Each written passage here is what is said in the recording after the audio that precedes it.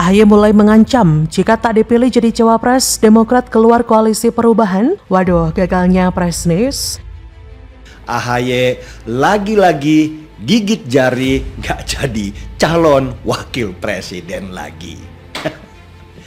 Kasihan memang AHY, dan lebih kasihan lagi nasib Demokrat ke depan.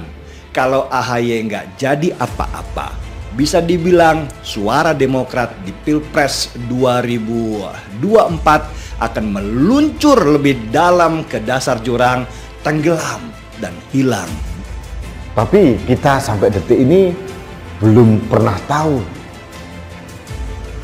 siapa atau kelompok mana, partai mana yang akan mendukung Anies Baswedan dengan total syarat pengusungan 20% ke atas.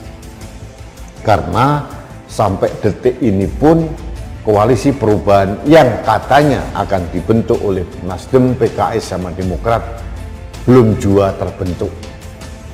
Yang terjadi adalah silang sengkarut informasi yang simpang siur.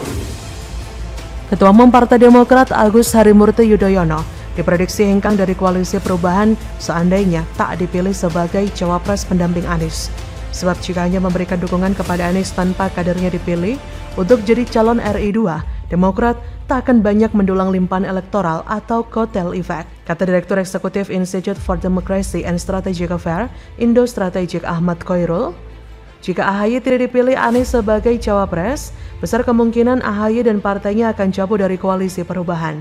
Menurut Umam, di internal koalisi perubahan, pencapresan Anies hanya akan memberikan limpahan elektoral ke Partai Nasdem dan PKS saja, sebab Nasdem menjadi partai pertama yang mendeklarasikan mantan Gubernur Jakarta itu sebagai capres.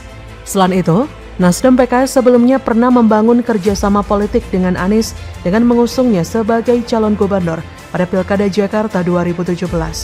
Sementara dukungan Demokrat untuk Anies diumumkan baru-baru ini demi mendulang limpahan elektoral. Tak heran jika partai berlambang bintang Mercy itu ngotot menempatkan ketumnya menjadi calon RI 2. Sebenarnya menurut Umam, dari sejumlah nama, AHY terbilang mumpuni menjadi calon RI 2. Putra sulung SBY itu memenuhi sejumlah kriteria cawapres yang disyaratkan Anies. Latar belakang AHY sebagai mantan perwira muda TNI dinilai memberikan keuntungan tersendiri. Status tersebut bisa dikapitalisasi oleh Anies untuk menetralisir tudingan-tudingan narasi politik identitas yang selama ini lekat dengannya. Jika Anies menginginkan sosok cawapres dari kalangan NU, AHY terbilang dekat dengan komunitas Nahdliyin, termasuk basis pemilih Jatim dan Jateng. Selain itu, menurut Umam, AHY juga relatif bersih dari catatan hukum yang mungkin dipolitisasi oleh pihak lawan. Komposisi Anies AHY dianggap mampu mengonsolidasikan basis pemilih muda hingga pemilih perempuan, dan yang terpenting lebih kuat merepresentasikan karakter perubahan seperti yang selama ini hendak digambarkan Nasdem, Demokrat, dan PKS. Namun demikian, harapan AHY menjadi cawapres diprediksi terganjal restu dari Ketum Partai Nasdem Surya Paloh. Umam yakin ada kekhawatiran di diri Surya Paloh bahwa kotel efek akan lebih banyak didulang oleh Demokrat daripada Nasdem lantaran AHY tampil sebagai cawapres. Nasdem dan PKS harusnya jaga agar koalisi solid dan tidak berguncang. Harus kasih muka ke Demokrat. Mereka harus sadar diri kalau Demokrat adalah mantan partai besar yang pernah 2 periode berkuasa. Di tangan SBY, Demokrat adalah partai terbesar yang tidak terbendung. Memangnya Nasdem pernah merasakan jadi partai pemenang pemilu? Kan nggak pernah sama sekali. Memangnya PKS pernah menang pemilu? Lebih nggak mungkin lagi. PKS cuma partai jualan agama yang nggak akan jadi partai besar. Nasdem PKS berlaga seperti hebat, padahal Demokrat lebih hebat. Jangan sampai SBY prihatin dan turun gunung. Sekali dia pidato bisa heboh berhari-hari. Apalagi kalau sudah prihatin, bisa jadi trending parah. Tapi jika memang benar AHY bakal meninggalkan Anies, otomatis Demokrat juga akan hengkang dari koalisi perubahan. Yang artinya, koalisi perubahan bakal gagal mengikuti kontestasi pemilu karena suara tidak mencukupi PT 20%. Jadi bisa dipastikan Anies akan gagal maju sebagai capres di 2024. Makanya kalian pasti pernah baca isu-isu di mana Anies bisa saja gagal nyapres. Kemungkinan itu makin terbuka lebar ketika Demokrat mulai menyerah dan mencari peluang lain di luar koalisi. Mungkin inilah kabar paling membahagiakan jika itu beneran terjadi. Sekaligus kabar tersakit bagi kadrun dan barisan sakit hati. Siap-siap saja, kita bakal dihibur dengan narasi Anies dijegal dan dizolimi. Bagaimana menurut Anda?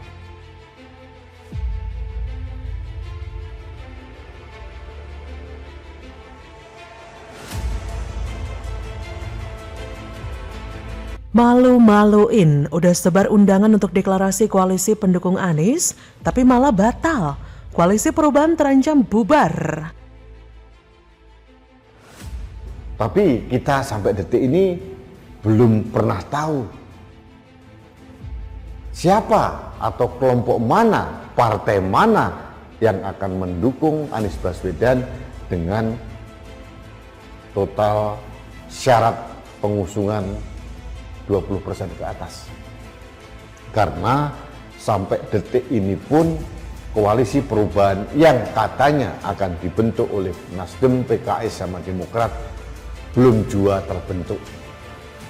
Yang terjadi adalah silang sengkarut informasi yang simpang siur.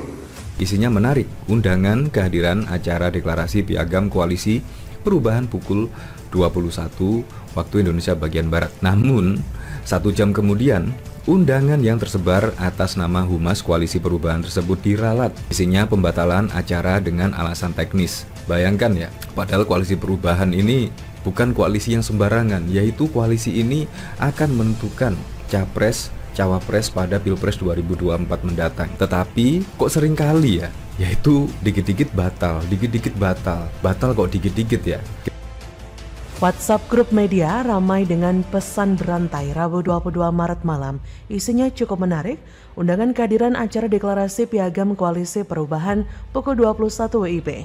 Namun, 1 jam kemudian, undangan yang tersebar atas nama Humas Koalisi Perubahan tersebut diralat. Isinya pembatalan acara dengan alasan teknis. Kita tahu koalisi perubahan ini bukan koalisi yang sembarangan ya, karena akan mengusung calon presiden, namun seringkali melakukan pembatalan. Sudah 2 kali rencana deklarasi koalisi pengusung Anies Baswedan sebagai capres batal digelar. Sebelumnya, kerjasama antar parpol yang bakal diberi nama koalisi perubahan itu pernah diusulkan digelar 10 November 2022 oleh Partai Nasdem.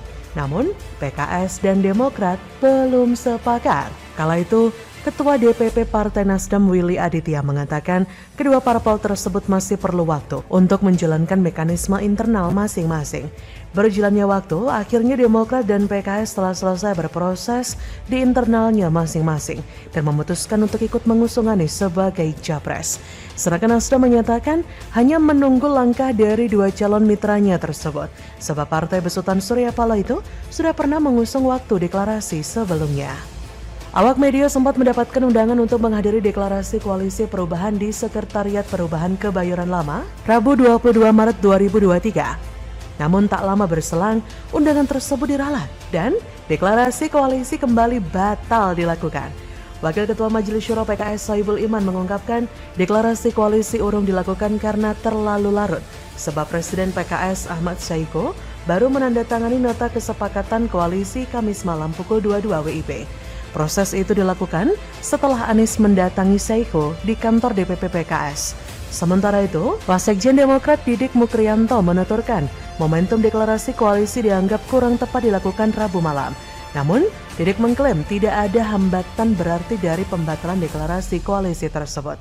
Ketika parpol lanjut tetap solid dan bakal membicarakan ulang momentum deklarasi.